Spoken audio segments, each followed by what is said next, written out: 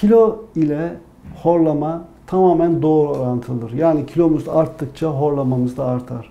Bunun sebebi de bizim hava yolumuz, işte gırtlak bölgesindeki havanın geçtiği alan normalde sabittir. Ama biz kilo aldıkça boynumuza aldığımız ekstra kilolar bir miktar dışarı doğru genişlerken bir miktar hava yolunda daraltır. Bu da otomatik olarak horlamaya, hatta işte geceleri nefes durmaya, apne dediğimiz durumlara yol açmaktadır.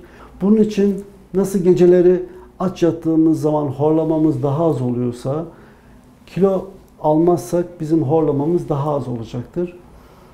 Maalesef işte bir şekilde kilo almış olabiliriz. Kilo verdiğimiz zaman bizim horlamamız daha azalacaktır, çok otomatik olarak. Ancak maalesef hiçbir zaman eski kilomuzdaki horlama seviyesine ulaşamıyoruz. Bu bir dezavantaj, buna yapılabilecek bir şey yok. Ama her halükarda kilo verdiğimiz zaman daha rahat edeceğiz. Eski kilomuz kadar değil ama olsun, yine de ona yakın bir horlama rahatsızlık seviyemiz olacaktır.